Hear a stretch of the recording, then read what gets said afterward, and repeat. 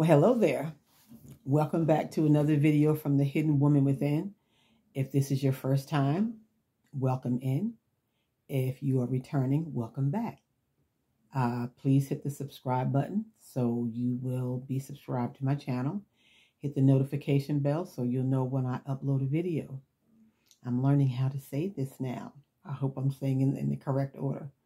Well, the channel will improve as I move along.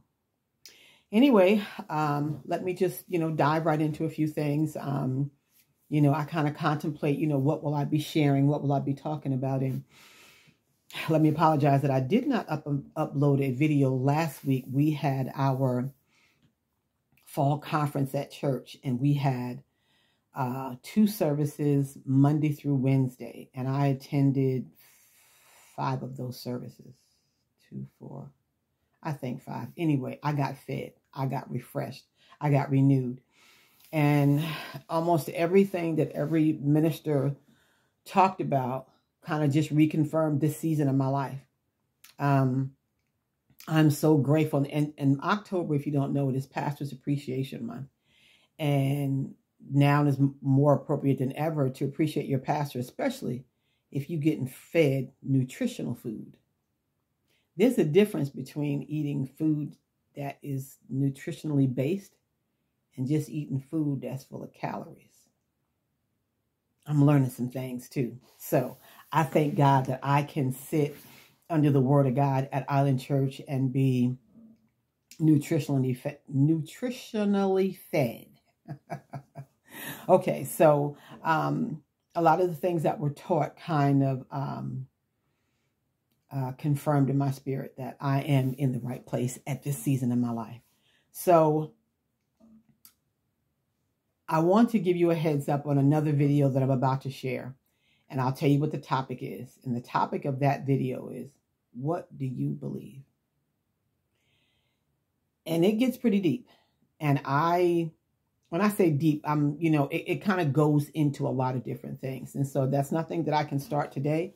I have some other things that I want to share with you today, but I'm giving you a heads up that that's what's coming. That may be a part 1, part 2. I'm not sure. We're going to see where it goes. And you'll have to forgive me for swallowing and sniffling. This is Texas. And a lot of times I'm tempted with allergy issues and I can't stand it.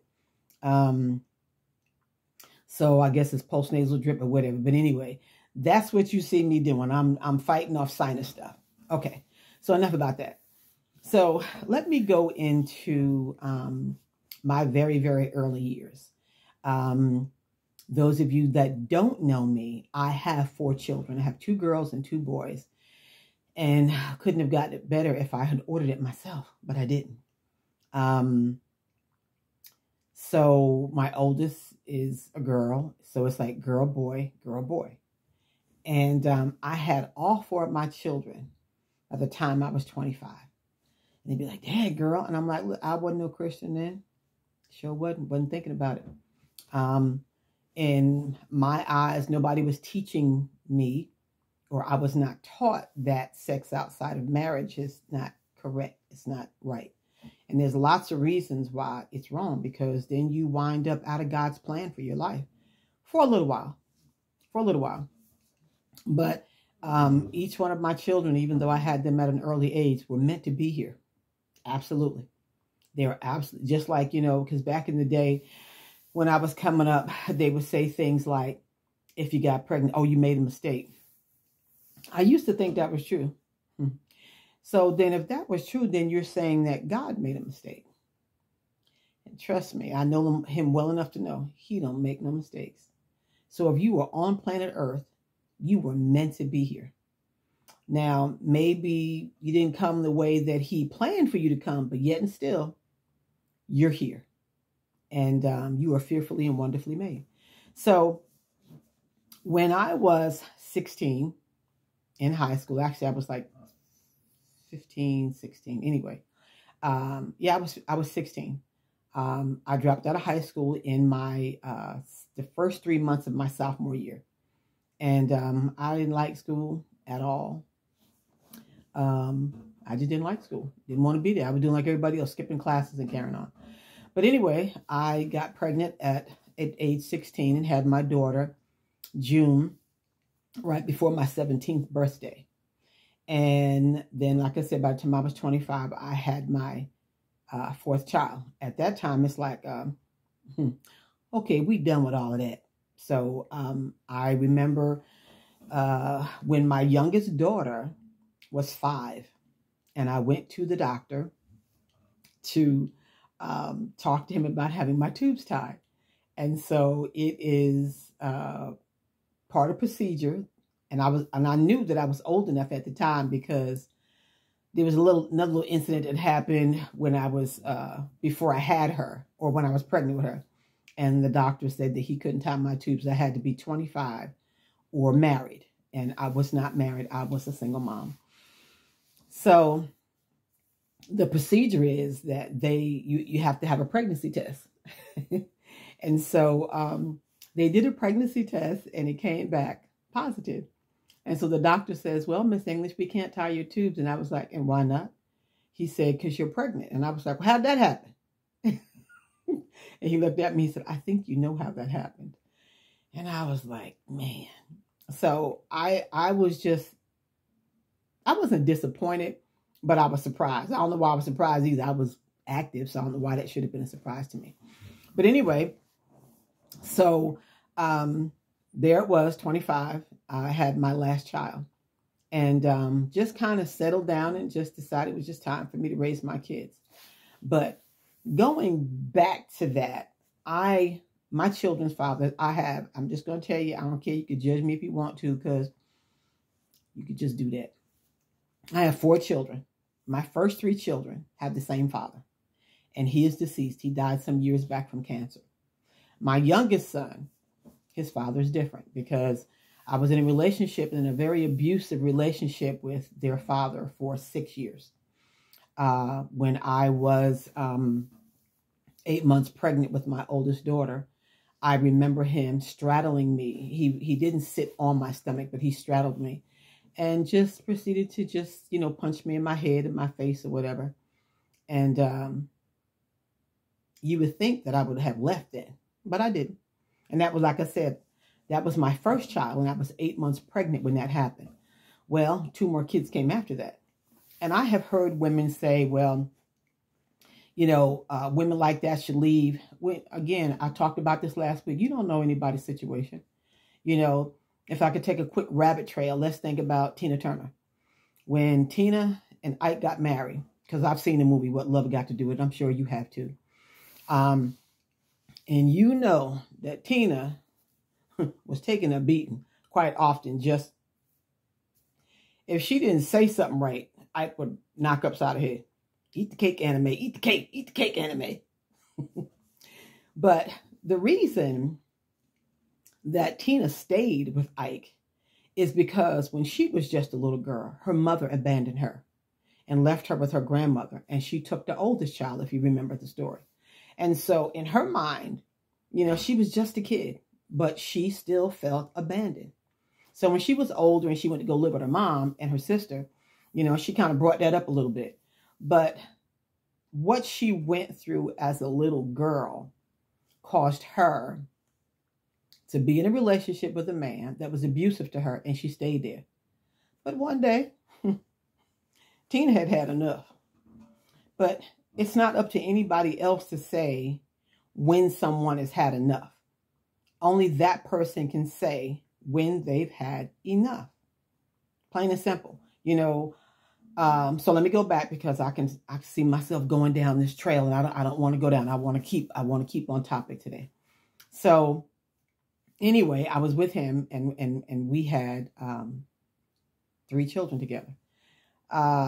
What brought that relationship to a complete end was he started seeing my best friend. And I met this woman at a class. I was taking a nurse's aides class to become a certified nurse's aide. And come to find out, she didn't live too far from me. And so we carpooled together, and we became really good friends. I mean, to the point that everything that I was dealing with in this relationship, I shared with her openly. When I tell you, I tell this woman told her all my business. She knew all my business. So at the end of the day, they wind up together. Over some time, this woman tried to kill me in a car accident. And, we wound up going to court and it was thrown out because thank God for witnesses. Oh, thank you, Jesus. Anyway, I don't have to go into details about a lot of that stuff. But anyway, they got married. Marriage lasted for like 6 months. And, but what caused the relationship to come to the end is just like I had had enough. I went to take my kids to daycare. I came back because he didn't come home. I went to where I knew he was and told him, come get your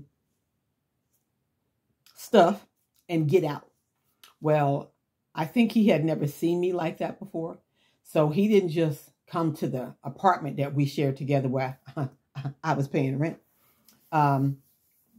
He didn't just come there. He went and got his sister because he knew something was different about that day. And because that day, had she not been there, I'd probably still be serving time for killing him. Because my grandmother had given me some furniture, and the furniture that I had when I was in the apartment, the 2 lamps, those were some heavy lamps. When you picked it up, all the weight was in the base. And he said something to me when he came in, and I was just done. And I picked up that lamp, and I literally could see it smashing his skull. And his sister grabbed the lamp, and she's screaming and crying, Charlotte, please don't do this, don't do this, don't do this. And so they left. Anyway, that's the end of that story. But in the time that we were together, it didn't matter what I said or what I did. If I said something he didn't like, there was a fist in my face. And I'll tell you how God is so, so amazing. There was a situation, I'll tell you this quick part of that, and then I'll move on. I was pregnant with my youngest daughter. And as a matter of fact, I was probably about 7 or 8 months pregnant with her. And so we shared an apartment that I paid the rent for. And what he did would give me money for groceries.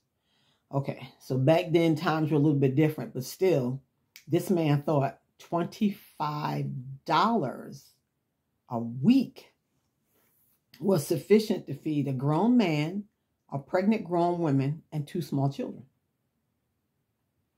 So one day we're sitting at the table, and I made pancakes for breakfast. And my 2 children, I obviously made too much because they wouldn't finish it. They wouldn't eat it. And so the pancakes were left on their plate. And I remember him saying to me, it's funny after I read it, because then I kind of pictured in my mind, I was like, dang.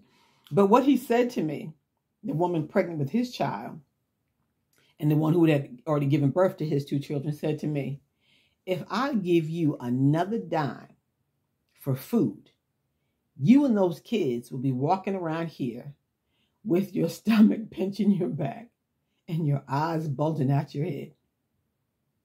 And I was like, wow. I didn't have a voice then. Didn't have one then.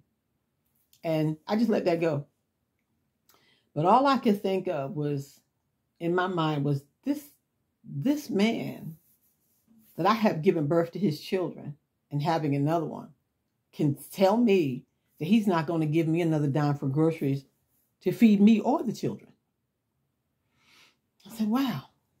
So you heard me say I was paying the rent. I wasn't working. I was on the system. The system, I hear people talk, oh, these lazy people. Well, let me tell you something. Everybody on the system ain't lazy. Not everybody. I know there's not a lazy bone in my body. And I promise you, I never signed up. I'm getting ready to go someplace, but I'm going to come right back. I never signed up to get welfare. When I had my daughter, all of a sudden I got a check in the mail. And I was 17. And I got a check in the mail for $230-something. Well, shoot, that was a lot of money to me back then. And I cashed it. The next month, they sent me another one. I cashed that one too. It had my name on it. So then the third month, they sent me a check with a letter stating that I needed to come in and fill out the official paperwork so that I could continue to receive those benefits with them. So I did that. And I was like, well, shoot, it's just that easy. So I see how people can get sucked in the system and how people can take advantage of the system. So anyway, I went and I took care of that. So the check continued to come. So when this man told me he wasn't going to give me any more money for food, because after, I actually was able to rent an apartment for, try this now. My first apartment, the rent was $120 for a 2-bedroom, 1-bathroom apartment. Try that now. It would be a hole in the wall for sure. I mean, not even a real good hole either. But that was way back in the 70s. And so anyway, that's when he first, the kid's father first moved in with me when I had my first child. And so then we moved into another apartment by the time I was pregnant with my youngest daughter. So I say that to say this. I was on the system. We lived together for a short period of time, and I paid the rent because I had the check coming in. I was going to have to pay for a place to live anyway. So when he told me he wasn't going to give me any more money for food, I didn't think, I don't know what I thought. I just didn't have any thought. But then one day, I got a piece of mail. And when that piece of mail came, I opened it and I looked at it. And it said, for $35, I would get $170 in food stamps. I was like, say what now? 170, because back then you had to buy the food stamps. Now that they got people quite acclimated to them, you don't have to buy them. They just gonna give them to you. So anyway, I didn't have $35. I just didn't. And so I called my grandmother, and she started fussing at me because she thought that there was no food in the house whatsoever, and that I was over there hungry, and the kids, gal, you know better. And she just went on and on and on and on. Quick rabbit trail about that. My grandmother delivered me. I was born in the house that I grew up in because she delivered me, and she was saying, I'm going to tell you what my grandmother said. She used to tell me all the time, didn't a white man put his hands on you? I brought you in here. She was proud of that. And I was like, okay. So, my grandmother and I she didn't have no favorites that I know of, but we had a special bond. And she would talk to me about a lot of different things. When things would appear to be rough for me, she called my godparents and asked them if I can live with them. And I went and stayed with them for about 1.5 years. And then, I'm unruly. So then I, wind up coming back home. And then when I got pregnant, after I had my daughter, my grandmother asked one of my aunts if she would let me come there and live with her and watch my daughter while I finished school. Well, that only lasted for a little while because I did not graduate. I dropped out again because once I got my own apartment, I'm like, I ain't going to school. I got an apartment. I have an apartment at 17 and I'm not going to school. So I dropped out again. So, anyway, with all that said and done, that's why my grandmother was fussing at me because she wanted the best for all of her grandchildren. And, but she was fussing at me because she thought I didn't have any food. And we had, it was getting thin. It was getting thin.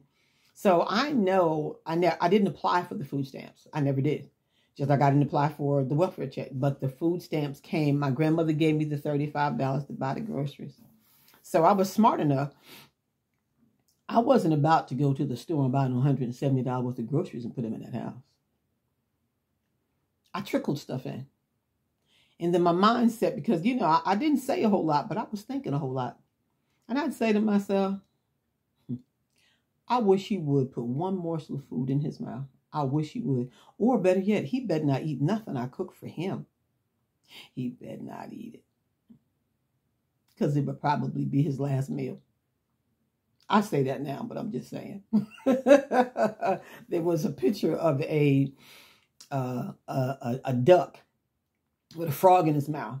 And then the frog is grabbing the stork's neck, squeezing his neck. And it says, never give up, because the stork was trying to swallow him. And that's kind of how I was. I was squeezing his neck. I said, I wish you would swallow something. So I never, cooked food because he worked the shift that he worked, there was anytime I cooked, I made sure I cooked enough for me and my kids, and that was the end of that.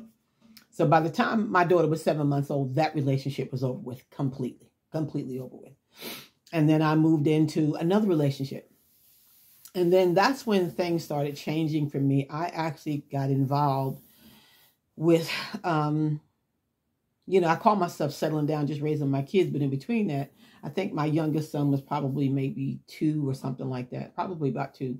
And we stayed with my mom for a short period of time. But at that time, I was running the street because I was ready to, So it wasn't like my mother took care of my kids. It was like we lived with her. And I figured once I got them settled down for bed, I could go.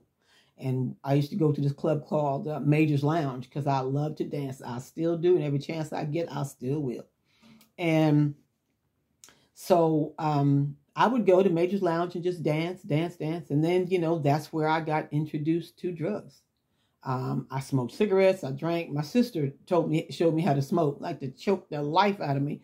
But obviously it didn't, and it wasn't agreeing with me. But I smoked a pack of cigarettes every day for about 15 years. So, I see how easy it is to get addicted to stuff. So someone introduced me to that white stuff called cocaine. And I started it, and I liked it, and I continued with it. And then it got to the place where, over some time had passed, it got to the place where it was so good that I even started selling it.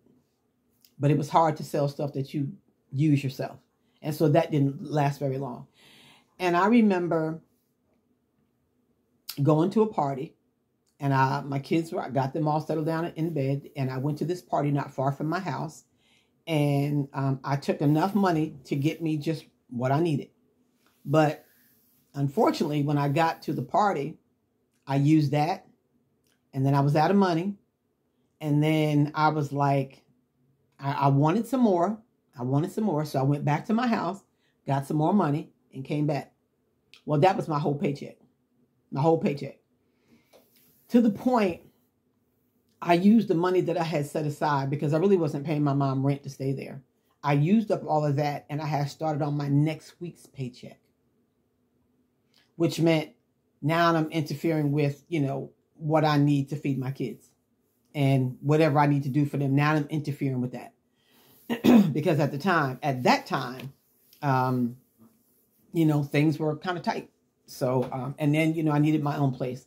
Anyway, I kind of settled down and thought, just thinking in my mind, okay, I can finagle this and I can finagle that. And then I heard this. What's going to happen to you? No. What's going to happen to your children if you continue this way? I told y'all in a previous video that the Lord had posed several questions to me that changed my life. And that was one of them. I think actually that was the first one. And all I could think of was the thought of somebody else raising my children. I couldn't wrap my head around that. I just couldn't. So as deep as I was in, I never stepped foot into a rehab center. That was all I needed to get myself together and straighten up, was to take care of my children. Now, the reason I say I didn't say, oh, something told me. I know now. I didn't know then. I didn't question who was speaking to me then. All I knew is that, if I keep going this way, they would probably take my kids from me. And then what would happen to them? And where would they live? And what kind of life would they have? And what would people be doing to them? And just all kind of thoughts. I'm done. I'm out. I'm finished. Don't come for me for nothing. I don't want nothing you got. And I was completely done. The awesome thing about that was when I got off of that stuff, when I walked away from that, crack came on the scene real quick. And crack vibe was like $10. And they was making that in the factories, wherever they was making it. But, whereas what I was doing was $50 a pop. This over here was $10 a pop. So, it was like, I feel like I got snatched from that just at the right time. Not that anybody that's hooked on drugs, that should have been what they were supposed to have been doing. But that wasn't meant to be part of my life. I just couldn't fathom being hooked on drugs and not knowing what would happen to my children. Because I say it all the time. if it had not been for the Lord, I don't know where me and my children would be. I don't. It wouldn't be in a good place. I know that. So I thank God for his hand in my life before I even knew who he was. You know, the drugs and the alcohol, and, you know, and not so much the alcohol. I wasn't no big drinker. I just would go to Major's Lounge and get me a little something to get me on the dance floor. And that's why I stayed between that, you know, between the rum and the coke. That's all I needed. I stayed on the floor. So, you know, I know that there are some people that may be watching has never tried drugs. Well, thank God, you know. But I know that there's also people that may be watching or would watch one day that did do drugs. And, you know, it's not a good thing. But I wasn't a Christian all my life. And so I feel like I'm losing something here. But I'm going to pull this back in. But that was as far as I got with drugs. I never, you know, did heroin or anything like that. Not to say that to me, one addiction is worse than the other. All of them are bad. Cigarettes, drugs, alcohol, food. Anything that you do in excess is an addiction. I don't care. I mean, I've heard people that are addicted to sex. Anything that you do too much and you can't seem to get away from it is an addiction. You know, and I've been down that road and I know what that's like. And so I thank God for the Holy Spirit, you know. And I'm looking at the time and I'm kind of running out of time, but I want to also begin to share with you probably on the next video my journey into Christianity, because it actually starts where this ends.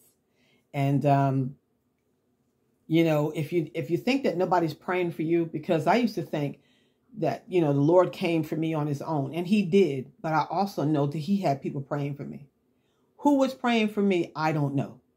Somebody across the country could have been praying for me. How do I know that? And I'll tell you this, and I'm going to say goodbye. I'll say see you later. Some years back, all I kept hearing is this one person's name over and over and over again. And it may sound strange to some of you, but it don't matter. He was telling to me. The Holy Spirit was talking to me.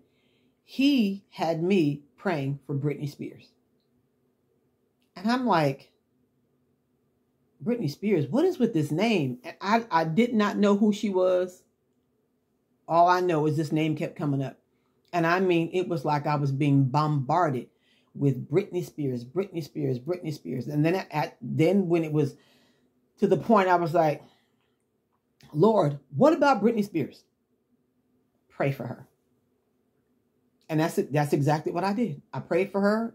I don't remember how long ago this was. Britney Spears don't know me from Adam's cat. And I don't even think Adam had a cat. He probably did, but I'm just saying. She didn't know me. She still don't. I don't know her. I've heard stuff about Britney Spears. When you're in the public eye, of course, people are going to be all up in your business. Somebody had recently said to me how bad she looked. And I was like, Britney Spears don't pay no bills over here. I mean, you know, it is what it is. What can you do? And if I felt like I didn't feel led to pray or anything about that, not that I couldn't pray for her, but I'm just saying that I know somebody was praying for me. And if you are not saved, somebody is praying for you. If you have made it to this channel, trust me, somebody's praying for you, because you didn't just accidentally land on this. There is a woman that I know that has subscribed to this channel. I don't know her. Or if you're watching, I don't know you, but thank God you are here. I looked at the thing and I was like, oh, I don't know that person. And I know that there are some people that are pointing me that watch the video, but I don't know this particular woman. But again, if you are watching this video, welcome back and continue to stay, because I believe that the Lord has something for you. I don't know what that is. I don't know what day it's going to be, but just keep coming back. Just keep coming back. And next week, I'm going to upload the video that started my Christian walk. And, you know, it was rough going in the beginning, but you know what? Don't despise small beginnings, ever, ever.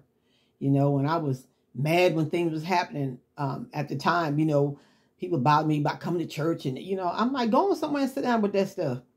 But you know what? I'm so glad that people were harassing me about coming to church and about the word.